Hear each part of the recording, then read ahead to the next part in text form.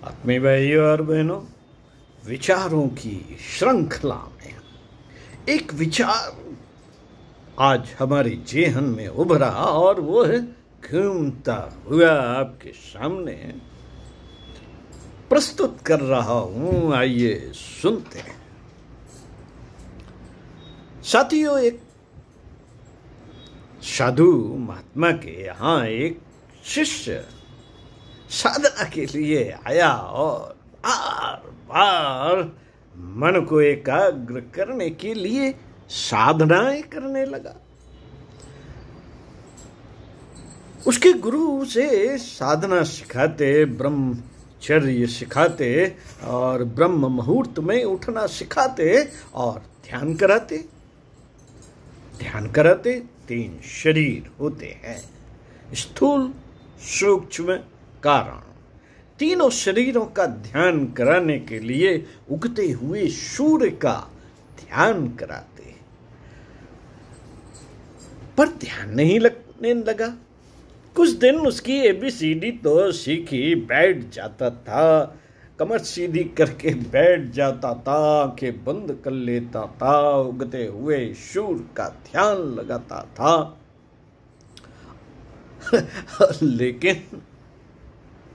लेकिन ध्यान उसका कहीं लगता नहीं था। कभी चाट की तरफ जाता, कभी बतासे की तरफ जाता, कभी स्वाल की तरफ जाता, कभी आलू की टिक्की पर जाता। बार बार उसकी जीभ मटकती रहती, मुंह में स्वाद आता रहता और लार टपकती रहती, और जैसे ही आंख बंद करता वही दिखाई देने लगता। साथियों, उसने अपने गुरु से पूछ ही लिया एक दिन कि गुरुजी, ध्यान नहीं लग रहा है। ध्यान नहीं लग रहा। उन्हें क्यों नहीं ध्यान लगता? सवेरे सवेरे तुमको उठाता हूँ, जगाता हूँ, नहलाता हूँ, धुलाता हूँ और फिर नित्य क्रिया से निवृत्त होकर अच्छे वातावरण में बैठा कर ध्यान लगाता हूँ, कहता हूं कि ये करो, फिर भी नहीं लगता। ऐसा कैसे हो सकता? गुरुदेव सोचते रहे कुछ देर और उन्होंने कहा कि अच्छा ठीक है, तेरा ध्यान किस में लगता है? चाट में लगता है, पकौड़ी में लगता है, गोलगप्पे में लगता है। ठीक है, तो ले ये 500 का नोट लेके जा।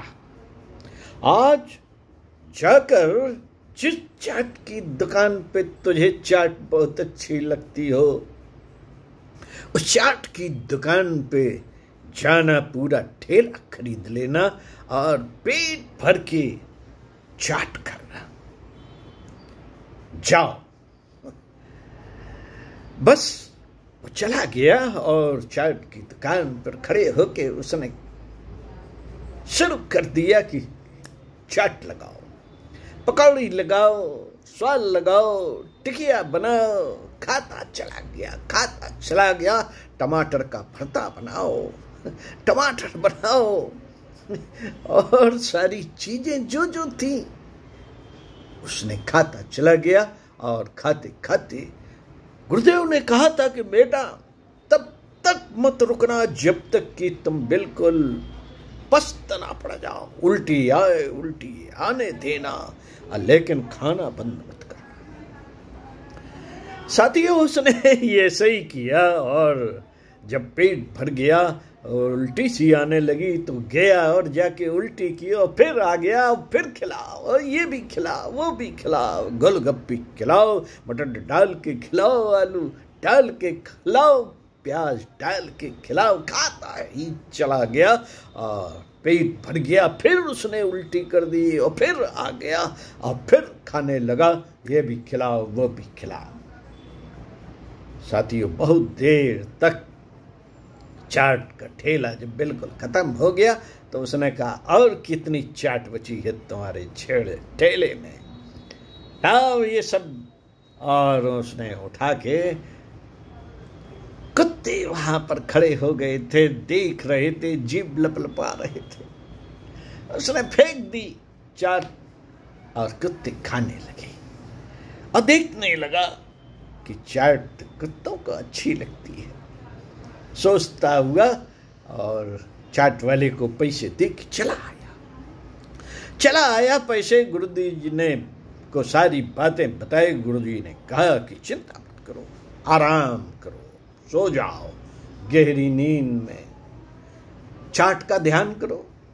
बोले चाट का ध्यान तो घिन आने लगी है गुरुजी, कुत्ते खा रहे थे, सुअर आ गए थे, सुअर खाने लगे थे, घिन आने लगी। ऐसे ही एक वाक्य गुरुदेव सुनाते थे कि हमारे ताऊ जी थे, वे जाने कौन थे, रिश्तेदार थे, वो हुक्का पीते थे और हुक्का पीते पीते अचानक उन्होंने जब उठ के चले गए और लौट उसी समय उन्हें खांसी आई, हुक्के में बलगम भर गया और उस तरफ ध्यान नहीं दिया और फिर से उन्होंने जैसे ही हुक्का शुरूटा वो सारा का सारा बलगम उनके मुंह में चला आया और मुंह में आने के बाद उन्होंने बहुत कस के थूका और हुक्का उठा के फेंक दिया। उस दिन का दिन था कि उन्हें हुक्के से घृणा हो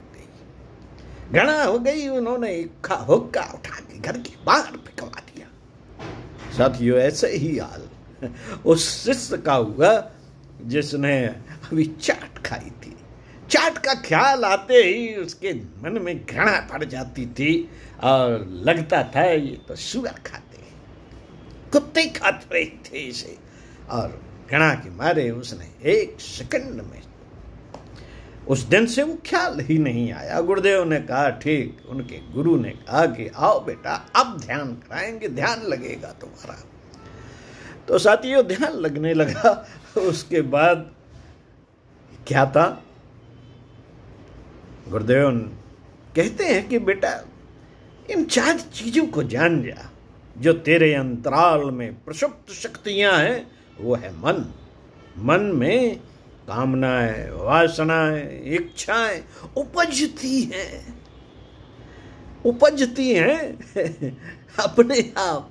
बस जरा सा ख्याल आया कामनाओं में, कोई भी कामना हो तेरी, चाट खाने की, पकौड़ी खाने की, हुक्का पीने की, दारू पीने की, बीड़ी पीने की, कोई भी कामनाएं, वासनाएं आप जानते ही हैं। वासनाएं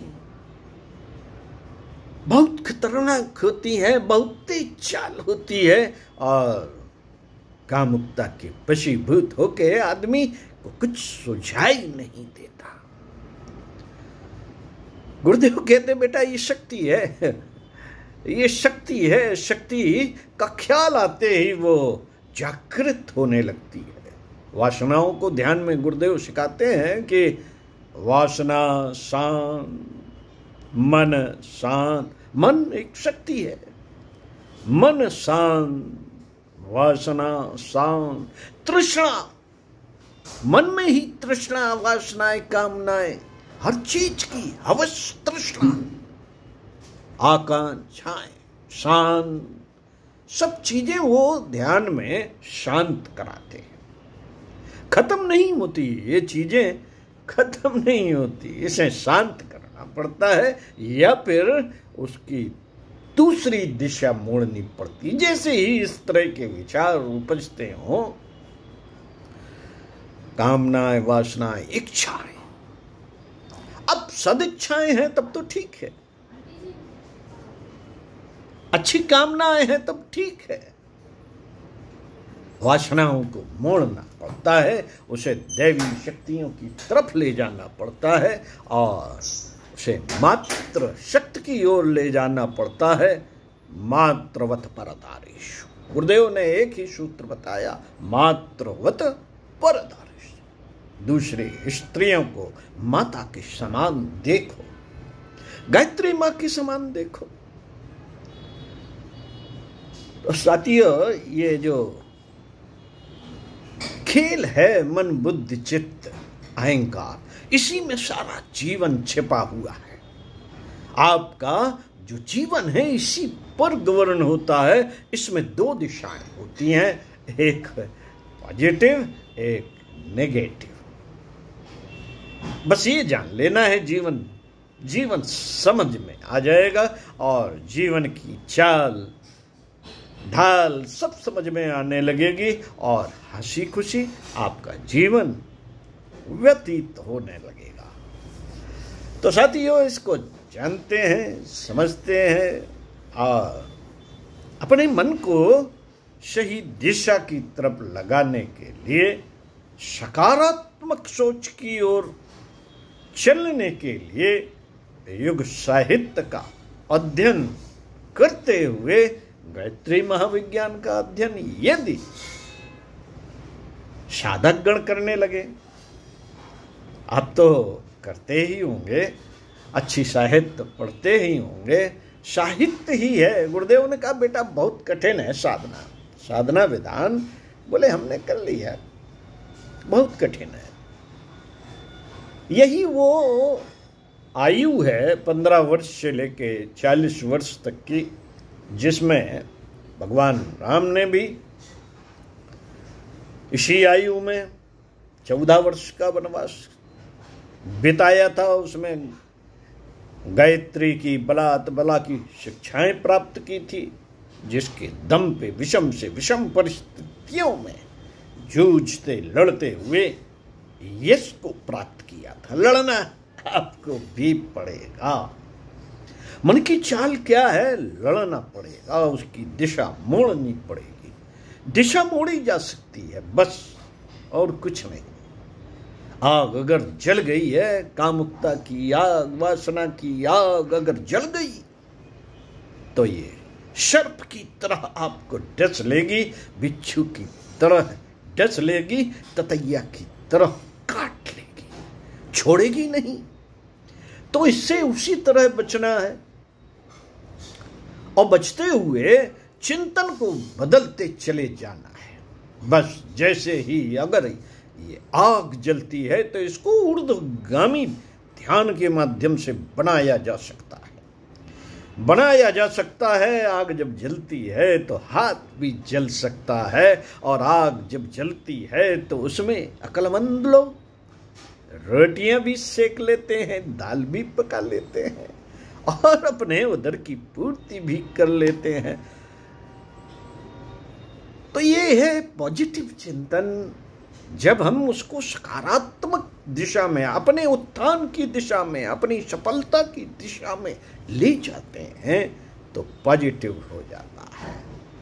दया, धर्म, प्रेम, स्नेह, संगठन, सहकार, उत्साह, उमंग, साहस, धैर्य की तरफ जब चिंतन लगा देते हैं तो पॉजिटिव चिंतन हो जाता है। और जब आलस्य, प्रमाद में भांत के नशे होते हैं और उस तरफ चला गया तो साथियों, हमारा जीवन हताशा की गर्त में समा जाता है। और आज अपने जीवन को नरक बनाने के लिए भी हमारे अंदर से जब विचार उपजते हैं तो नकारात्मक चिंतन की तरफ ढकेलते चले जाते हैं और हमें क्या से क्या बना देते हैं। मनुष्य ही है जो दानव बन सकता है, मनुष्य ही है जो देवता बन सकता है। बस उसे जानना होगा कि अंतर्निहित शक्तियां हमारी जो हैं वो कैसे काम करती हैं। अगर आप मन, बुद्धि, चित्त, अहंकार की क्रिया विधि कैसे काम करती हैं, इन्हें कैसे जागृत किया जा सकता है, अगर ये आप जान जाएं तो साधना विधान में उतरना पड़ता है। साधना कठिन है। गुरुदेव ने कहा बेटा ये तलवार की धार पे चलने जैसी है, तू कर नहीं पाएगा। तो क्या करे? तो बेटा केवल स्वाध्याय कर, सत्संग कर और चिंतन कर, मनन कर। मैं सिखा दूंगा सारा का सारा अध्यात्म, सारा का सारा अध्यात्म सिखा दूंगा। बस चिंतन, मनन, स्वाध्याय, सत्संग करता रहे और मेरी कृपा पानी है तो मेरा एक काम करता रहे, हमारे विचारों को जन जन तक पहुंचाता रहे। तो साथियों, इसी बात पर चिंतन मनन करते हैं और कुछ अच्छा पढ़ते हैं, कुछ अच्छा सुनते हैं। ओम शांति।